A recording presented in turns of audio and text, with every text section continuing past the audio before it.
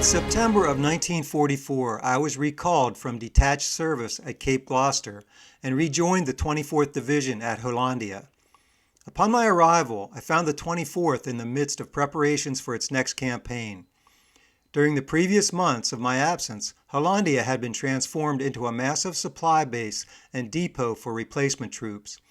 With assistance from Ultra, Allied Command learned of the Japanese decision to greatly strengthen its Philippine defenses in anticipation of the Allied route of advance toward the home islands. Through the summer of 1944, the Allies had focused on submarine and air attacks against Japanese shipping routes to the Philippines. Despite the losses from these attacks, the Japanese buildup in the Philippines continued. By late summer, the Allied High Command had decided that the time had come for the retaking of the Philippines, and that the first amphibious assault would occur on Leyte. The Leyte operation was undertaken to obtain naval, air, and supply bases from which to provide support for future Philippine campaigns. The island was defended by around 20,000 troops of the Japanese 16th Division. The Leyte landings would be the largest operation to date in the Pacific. General Douglas MacArthur was designated Supreme Commander of Sea, Air, and Land Forces. The 7th Fleet would be responsible for transporting and putting ashore the landing force. The U.S. 6th Army, consisting of 2 corps of 2 divisions each, a total of 202,500 ground troops, would conduct operations ashore. The 24th Infantry Division would be making the assault as part of the 10th Corps. The late-year timing of the assault would force combat troops, supporting aircraft, and logistical units to contend with monsoon rains, which would turn the island into a sea of mud. The military planners who thought airfields on Leyte could be developed for launching attacks on the stronghold of Luzon and other Japanese positions in the Philippines had made a major miscalculation. Water could be found only a few inches below the surface of the spongy soils of the coastal lowlands, and the few existing, mostly gravel roads disappeared under the weight of heavy military vehicles. Leyte is one of the larger islands in the Philippines. It is approximately 110 miles long from north to south and ranges 15 to 50 miles in width. It has deep water approaches on the east side and sandy beaches which afforded opportunities for amphibious assaults and close-in resupply operations. The north-south, heavily forested mountain range separated sizable valleys extending to the east and west coastal plains. Most of the towns and roadways were in the eastern valley. There was a population of 900,000 who were mostly involved in agriculture or fishing. The residents were expected to support an American invasion. Guerrilla forces were already active against the Japanese. The largest of the 6 Japanese airfields on Leyte was at Tacloban, the provincial capital, located on the north end of the eastern shoreline. At 1600 on Friday, October 13, 1944, the 470-ship convoy got underway on the 1,300-mile trip from Humboldt Bay at Hollandia for Leyte. I snapped this photo of our convoy. Soldiers in the Pacific became very familiar with travel by ship. This photo shows troops of the 24th Infantry Division on the deck during our transit. As it was with all soldiers, I'm sure these men had thoughts about how they would perform their duties with the dangers that lay ahead. End of the day, they could return to their loved ones at home. Here the men are seen lining up with metal mess cups in hand. This photo shows the cargo being transported to support the landings. In a process known as combat loading, attention is given to the order equipment and supplies are loaded onto the ships to facilitate their efficient unloading according to a predetermined priority system for their delivery ashore. Combat loading was a good idea, but it was one of those things that is easier said than done. With time constraints placed on units responsible for loading vessels and last-minute changes to landing plans that sometimes occurred while ships were at sea, chaos usually reigned. Instances of loading problems were well documented in after-action reports for the various campaigns.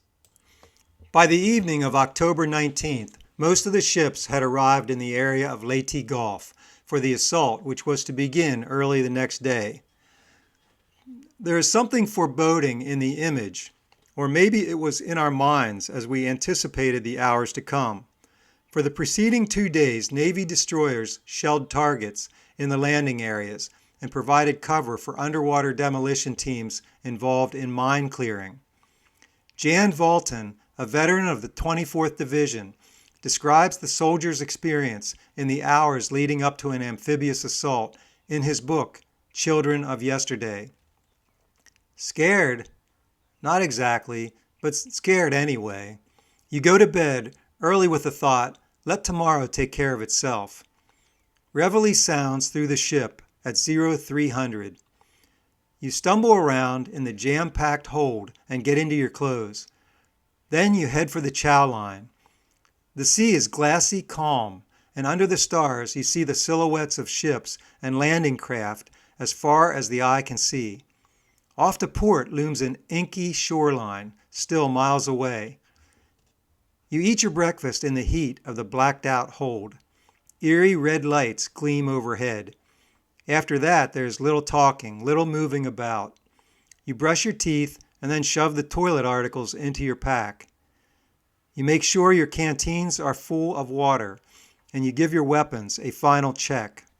You have a little trouble finding a good place to carry your grenades. Then you lie back and smoke, and rules be damned. Some wise guys are so nervous that they try cracking jokes, but most are quiet. If you have to get shot, you figure let it be a clean one, no jagged stuff in the guts. Be sure your rifle is loaded. Be sure your safety is off when the ramps go down. Dawn is in the offing. You go on deck. The rails are crowded. You have your gear ready to wrap around you and head for shore. Not that you are in any hurry. Through the slow minutes, you hear the planes roar toward the beaches. You stand and look. There's your beachhead far off on the port bow, a crescent of sand, an expanse of palms, and beyond them, the jungle-clad mountains. You see the cruisers and destroyers glide inshore and open up with a rough treatment of everything that's dug in and waiting over yonder. The big battle wagons add their thunderous voices, and you feel strong and elated. You see the planes bombing and strafing over the plantations and the swamps, and you see the flame and the smoke. The whole beautiful morning is filled with continuous rolling thunder. At 0600 on October 20th, naval guns opened fire on Japanese positions behind the beach landing zones. For the initial phase of the invasion, the 21st Infantry Regiment would be separated from the rest of the 24th Division. The 21st Infantry Regiment was sent southward to the southern tip of Leyte, where it was tasked with securing the Penaean Strait. The 21st would commence its assault at 0930, landing troops on both sides of the strait. The main attack would begin at 1000 on the eastern beaches of Leyte, further to the north. The main force of the 24th Division would land on a 2,000-yard sector of sand designated Red Beach in the area of Palo, with its initial objective of taking the town and securing Highway 1 between Palo and Tanawan to the south. Then the troops would move northwest across the Leyte Valley on Highway 2, through the town of Jaro, towards Caragara Bay. The other units involved in the landings were each given their own specific objectives. Here is a closer view of the 24th Division landing area on October 20th. Each man going ashore carried a change of clothing in his pack, 2 days' supply of emergency rations, 1 day's supply of D rations, and 2 filled canteens, in addition to his gas mask, weapons, and ammunition. At 1000, the landing craft were in position offshore and began their advance to the beach. As the landing craft approached the beach, the naval barrage lifted. The landing craft blasted the shore with rockets. Carrier-based dive bombers delivered the final blow to the Japanese positions before the landing craft hit the beach. It soon became apparent that the naval and air bombardment had not been entirely effective. The Japanese allowed the first waves to come ashore unopposed, but fired artillery at the trailing waves of landing craft. Some boats were hit, caught fire, and sunk, and there were casualties, including many in division headquarters. Other problems arose which are not atypical of complex operations. The troops on shore faced difficulty with terrain conditions, some of it engineered by the enemy defenders. Landing conditions caused some larger landing ships to become hung up on sand in shallow water before reaching dry land, creating delays in offloading supplies. Getting supplies ashore was further complicated when it was discovered that some of the vessels had not been loaded properly or the loads had shifted and tumbled into disorder while in transit. Some troops' landing craft became disoriented and came ashore outside of their designated zones. Then the troops who had been fighting to clear the Japanese from the beaches were met with an unexpected sight. At 1400, just 4 hours after the initial landings and before the beachhead had been completely secured, General MacArthur boarded a landing craft headed for the shore at Red Beach in the 24th Division sector. His landing craft unexpectedly became grounded on sand about 50 yards from the beach, forcing the general to wade the rest of the way through surf. The event was captured by film crews.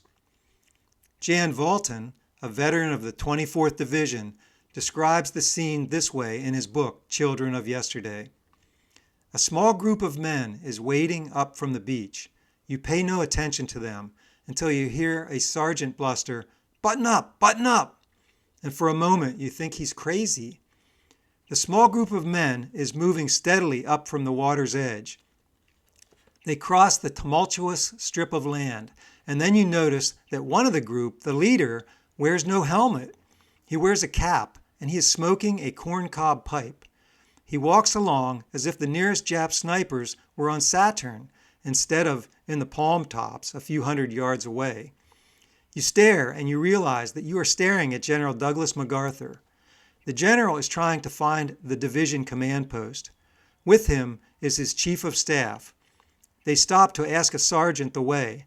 The sergeant doesn't know. He's too busy to bother with Goldbraid. Just then a lieutenant comes running along. He grins a salute and takes the generals in tow. A few yards away, you hear a begrimed soldier ask, "Who's those two guys?" "They're the generals," somebody replies. "What the hell are they doing up here?" "Damn if I know. Just come around, I guess." 3 days later, on October 23rd, standing with Philippine President Osmeña, the general would famously proclaim, "People of the Philippines, I have returned. By the grace of Almighty God, our forces stand again on Philippine soil." The 24th Division made slow, steady progress inland from Red Beach, and by nightfall had secured their beachhead, Highway 1 and Hill 522 overlooking Palo, which controlled access to Highway 2. Jan Valton describes the night fighting techniques of the Japanese soldier. The Jap is trained to fight at night when the rifle sights cannot be seen against the black opaqueness. He is a believer in stealthy infiltration, in crawling through enemy lines to harass, disrupt, and blast from the rear. He's a believer in the rapid traverse of terrain held impassable, to appear abruptly in most unexpected places. The Jap is, too, a believer in the paralyzing effects of the sudden, savage charge in the dark. The news of the Leyte invasion was rapidly carried in stateside newspapers, including in Harrisburg, PA. While our sister regiments, the 19th and 34th, were involved in the invasion of the eastern Leyte beaches to our north, the 21st Infantry Regiment was busy with the invasion in the Penayan Strait at the southeastern tip of Leyte. To get into the waiting landing craft, troops had to climb down a cargo net draped over the side of the transport vessel. This was a familiar scene during amphibious assaults. Jan Valton continues his description. You see the assault platoons line up on deck and you grab your rifle and go where you belong. Your sergeant is not wasting words. You clamber into your landing craft and you hit the sea. Once loaded, the landing craft departed the transport ship and headed for the beach. Jan Valton picks it up here. As the water buffaloes slowly circle their mother ships, you suddenly find yourself saying, "What the hell's the matter? Why don't we go in?" The dangling cargo nets leer at you. The transports hovering all around you seem to look like tired beasts who've done their stint. The signals flutter, and the first waves head shoreward. Soon you too are on your way. This shot shows the assault craft making their way to the beach. Jan Valton continues. You crouch low between the wall-like sides of your craft. The rocket ships have moved in and the rockets scream shoreward, and you wonder aloud, how can anything stay alive on that beach? You listen to the firing and you watch the coxswain in the stern, his face composed and staring stonily ahead. You hear the invisible water foam past the bucking ramps. The assault run is long, but there is still a couple of thousand yards to go.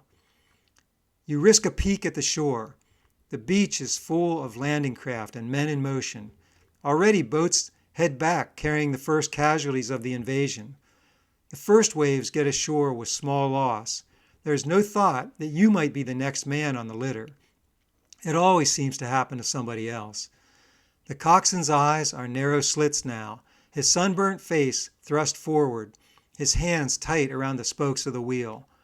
Through confusion, your boat approaches the beach. You see the coxswain's mouth wide open and you tighten your helmet. The keel scrapes sand. There's the jerk you get when a fast-going train stops suddenly. The ramp clatters down and you run out. You wade through hip-deep water. You fan out away from the others. You dash across the narrow beach. You run as you have never run before. You run for cover. You flop down on your belly, not taking time to break your fall with your rifle. Then you see a lower spot nearby. You roll into that. You rest a minute. After that, you look around with your chin firmly in earth, a crawl with ants. Fortunately, our regiment, the 21st, encountered no Japanese resistance during the landings and rapidly secured control of the Penang Strait. The 21st, accompanied by the 7th Portable Surgical Hospital, remained on station guarding the strait for 10 days until relieved on October 30th. Jan Valton continues, men are milling around the beach. A lot of supplies are piling up and more come ashore. Here, supplies of the regiment are being brought ashore. During the amphibious assault phase, platoons from the collecting companies were attached to each assault battalion. These platoons landed with the assault battalions, collected the casualties on the beach in support of the infantry company medics, provided initial treatment for patient transport, and then evacuated the wounded to designated ships by landing craft. Naval beach parties came ashore to establish aid stations on the beach as soon as possible. Once that was done, the infantry medical units cleared casualties through them. For the first few days, all casualties were evacuated to naval vessels in the harbor, whereupon the vessels headed to rear base areas with their patients. The assault phase was an extremely vulnerable period for the attacking force, and the success of the operation was dependent on speed in establishing the beachhead and the move inland. Once this was accomplished, the beachheads would become bases for landing of supplies, which included medical support. I'd like to take a moment here to describe the command structure as it applied to dental surgeons. Under Army regulations, dental surgeons could not command units, even though they might outrank or be senior to an infantry officer or medical officer. The division had a contingent of dental surgeons who were embedded into its infantry regiments and other units. This contingent was headed by a major.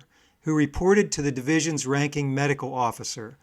The major's role was to ensure the dental needs of the division were being met and had to do more with placement of dental personnel and distribution of needed equipment and supplies, and less to do with command.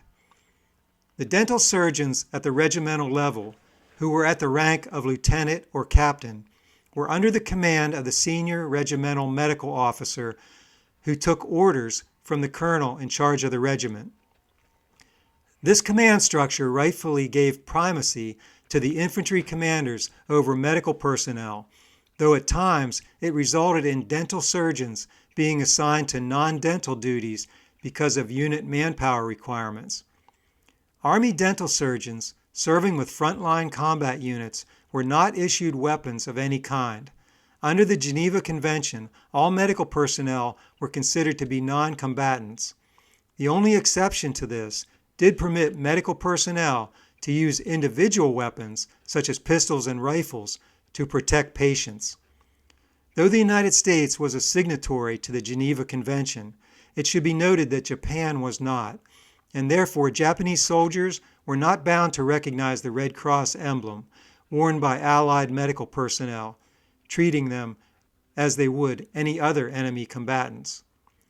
During amphibious assaults, dental surgeons and medical officers came ashore as the initial assault wave of troops established the beachhead and secured the area from direct enemy fire. This was also the case as active combat moved inland. During active combat operations, dental surgeons assisted Army surgeons at treatment stations that were established to the rear of, but in relative proximity to active fighting. I will further explain the principal treatment stations in just a minute.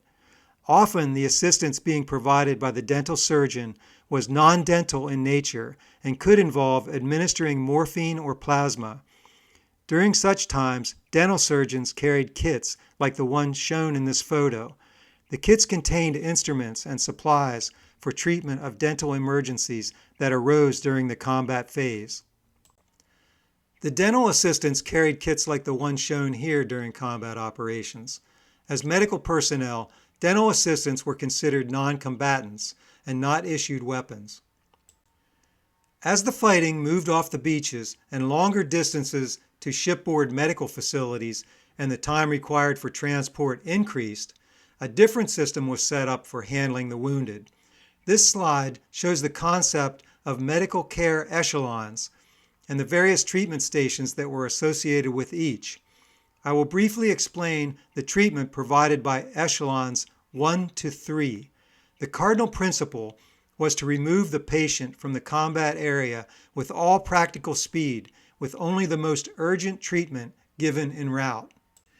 In addition to the 24th Infantry Division Medical Battalion and the embedded medical staff of its 3 regiments, the 10th Corps set up 7 portable surgical hospitals, 2 evacuation hospitals, and 3 field hospitals, and provided 3 medical collection companies and 3 medical clearing companies to troops on Leyte.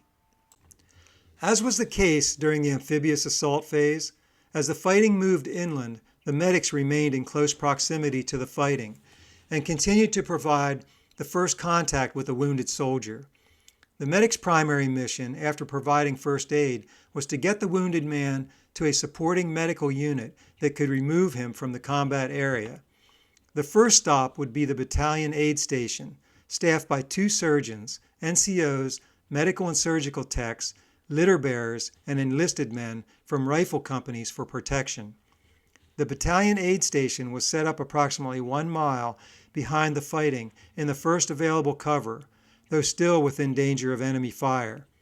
If the wounded man couldn't walk, litter bearers were sent forward, sometimes under fire, from the aid station. The battalion aid station provided service for the companies that made up the battalion fighting to its front. A battalion was made up of 4 rifle companies and a headquarters company for a total of just under 800 men. There might also be established a regimental aid station staffed by a medical officer, dental surgeon, and NCOs, medical and dental techs, drivers, litter bearers, and riflemen to provide backup for the battalion aid stations. The wounded were only held at these aid stations long enough to prepare them for further evacuation and arrange transportation to the rear. Initial measures at the aid stations consisted of treatment for shock, stopping hemorrhage, administering plasma, applying splints, and dressing wounds. Patients might have to be held until nightfall or until the enemy was driven from the area. In the Pacific fighting, it was common for the Japanese to infiltrate rear areas which threatened medical stations and interfered with the removal of the wounded. Next, litter bearers were sent forward from a collecting station established by medical troops of the Division Medical Battalion. The 24th Medical Battalion served our division. Collecting stations were established within litter carry distance from the aid stations and usually along motor roads if possible, with passage to the rear. They remained mobile on Leyte. There were multiple medical officers along with a number of enlisted soldiers and technicians assigned to the collecting stations. This station was still within easy range of hostile artillery and mortar fire. The primary mission here was the assembly and evacuation of patients, not treatment. The Army Medical Department had recently developed units called portable surgical hospitals. They were compact, mobile 25-bed units staffed by 2 surgeons, 2 medical officers, along with 25 to 33 enlisted medical technicians. They were designed to be able to be carried by their personnel and set up close to the combat area. They usually operated under tentage, but were sometimes placed in sandbagged dugouts with coconut log coverings for protection from mortar fire. Their forward placement served to close the time gap in treating the most seriously wounded. Their purpose was to perform life-saving operations on patients who, without this care, would probably die en route to other medical facilities. As soon as the required operation was performed and the patient was stabilized, the patient was transported to an evacuation hospital. Portable surgical hospitals had to be able to move on short notice. In fact, they were designed so that their prescribed 1,250 pounds of equipment mounted on pack frames could be carried by 2-wheel ox carts, pack animals, or directly by personnel. Portable surgical hospitals were assigned to each infantry regiment during the Leyte campaign. These hospitals were the World War II precursor of the larger 60-bed and heavier staffed Mobile Army Surgical Hospitals, or MASH units, in operation during the Korean War. Less critical battlefield casualties, or medical cases, such as malaria or battle fatigue patients, were taken to medical clearing stations, which were larger medical facilities. The 603rd Medical Clearing Company established a clearing station with a capacity of 100 beds in a large church in Karagara. An additional 100 beds were set up in tents in the church courtyard. The clearing company personnel were housed in tents nearby. This facility provided treatment of casualties and medical cases of the 24th Infantry Division during the Battle of Breakneck Ridge, which occurred as the division pressed northwestward across Leyte. The clearing stations were staffed by 4 medical officers and at least 1 dental surgeon. It was equipped with a small operating room and ward tents for temporary care of patients who could not immediately be moved to a hospital. Only the most urgent operational procedures were undertaken. At the clearing stations, the initial surgical care consisted mainly of debridements, emergency incisions into the abdomen, and amputations. The medical officer performed surgical operations in these forward medical facilities only when it was thought that the wounded soldier could not stand the arduous trip to the rear, or when his condition would not permit the delay necessary for evacuation. A great many chest wounds and compound fractures were treated. The fractures were cleansed, injured tissue was removed, and a splint or cast applied. Plasma was extensively used, and whole blood, considered indispensable by the surgeons, was generally available. As soon as possible, patients requiring further care were transported to evacuation hospitals further in the rear. The 36th Evacuation Hospital, located in the San Salvador Cathedral in Palo, received casualties of the 24th Infantry Division on Leyte. Evacuation hospitals were 400 to 750 bed Army installations beyond the range of artillery fire and within reach of reliable transportation to a major hospital. Though these hospitals were mobile and often operated under tentage, they were true hospitals and had equipment and personnel to institute general definitive treatment for casualties who had received emergency care. They had medical, surgical, and X-ray facilities, and the dental officers had prosthetic chests in addition to the authorized dental operating chests. To augment the 36th Evacuation Hospital capability, the 16th Portable Surgical Hospital was set up and operated nearby. Among the more unusual tropical diseases treated on Leyte was schistosomiasis, which was caused by tiny parasitic worms that were associated with snails. The rivers and streams on Leyte were infested with these parasites. Many bridges were destroyed by the enemy, forcing infantry and engineers working to rebuild the bridges to wade through the contaminated waters. The disease caused rashes, fever, chills, muscle aches, and abdominal pain, and if untreated, could cause organ damage and even death. Between the combat phases, the dental surgeon assigned to a combat infantry regiment was responsible for setting up the regiment's dental dispensary. Here, the usual dental emergencies were addressed during stated periods each day. The equipment needed to set up the dispensary was contained in the MD chest number 60, which was issued to the regiments. The dispensaries were set up in canvas tents or other available structures. Though the 167-pound chests were not exactly portable and had to be transported on trucks, they were designed so that they could be set up and broken down and moved relatively quickly.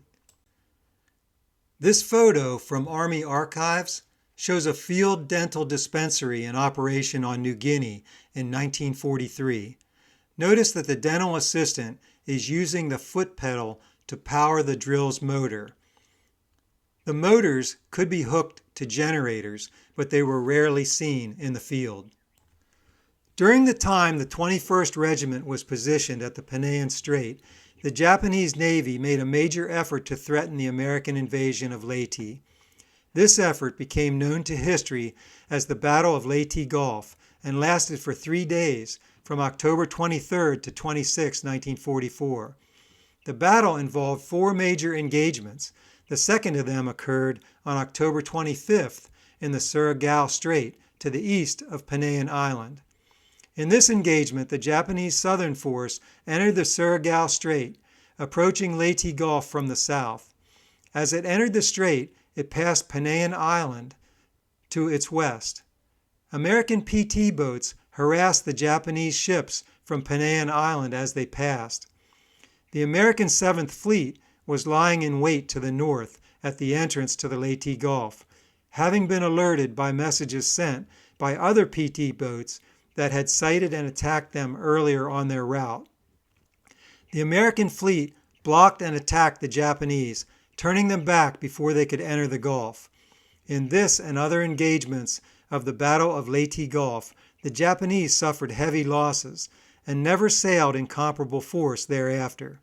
This battle marked the first organized use of kamikaze attacks by Japanese aircraft, and also it was the last naval battle between battleships in history. On October 30th, the 21st Regiment was ordered to rejoin the 24th Division.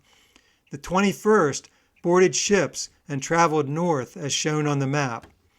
On the morning of November 4th, the 1st Echelon, consisting of the 1st and 3rd Battalions, along with regimental headquarters, came ashore at Tanawan, located to the south of Palo.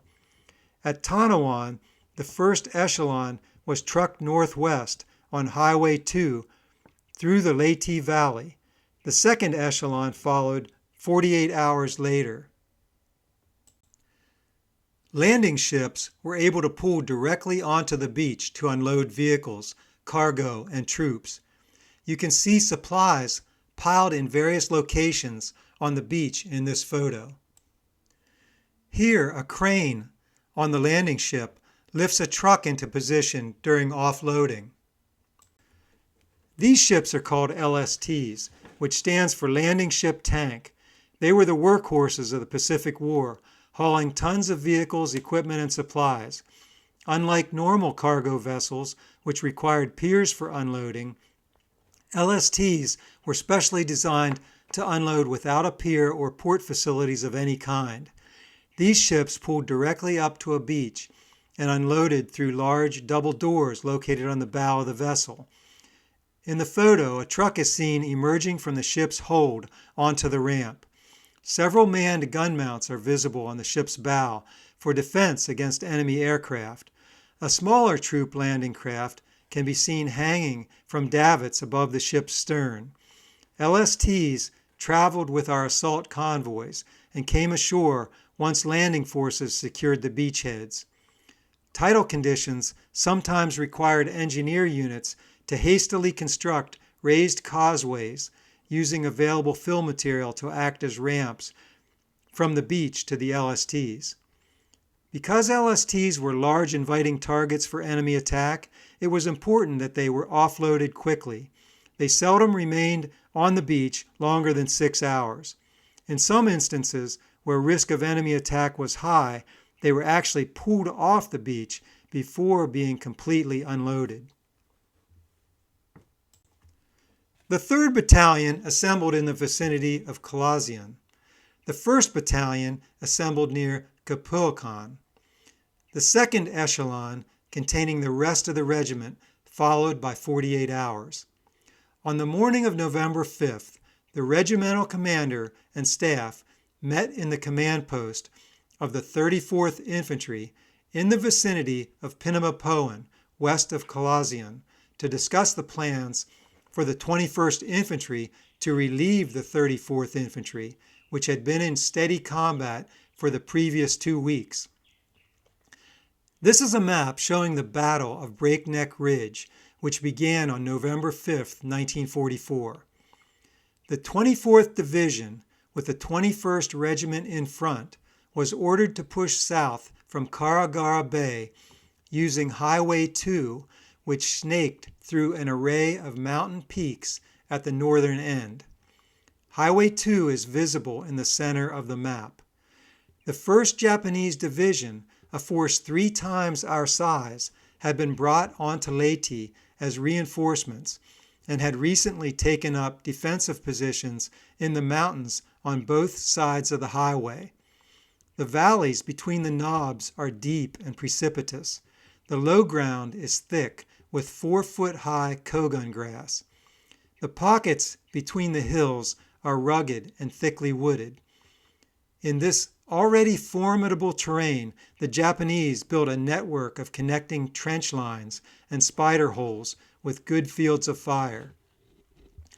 As the patrols of the 21st moved south, they soon began to take enemy fire from concealed positions. This was the first sustained combat for the 21st in the Leyte campaign. On November 8th, a typhoon hit the area, bringing several days of heavy rain and strong winds. These conditions seriously complicated removal of the wounded and made resupply next to impossible. It was a 40-mile round trip over virtually impassable roads from Karagara to the main supply base at Tacloban. Some supplies were transported by boat from Tacloban and unloaded from landing craft on the beaches at Carragara Bay. Numerous aerial supply drops of rations, ammunition, medical supplies, dry blankets, stretchers, and radio batteries were undertaken. Terrain and weather made it difficult for pilots to accurately determine positions of friendly troops on the ground, causing some of the drops to fall into enemy hands. After 5 days of battering against impregnable positions and 2 nights of counterattacks by the Japanese, a decision was made to make a double envelopment of the enemy forces. While the 21st continued to press the enemy center, components of the 34th moved around the enemy left flank, while those of the 19th moved around the right. Our attacks received close day and night support from 24th Division and 10th Corps artillery. The boom of the artillery guns was continuous. On November 16th, after 12 days of fighting in difficult terrain with continuous rainfall, the 21st was relieved by fresh units. The battle for Breakneck Ridge would continue until December 14th, when the Americans established control.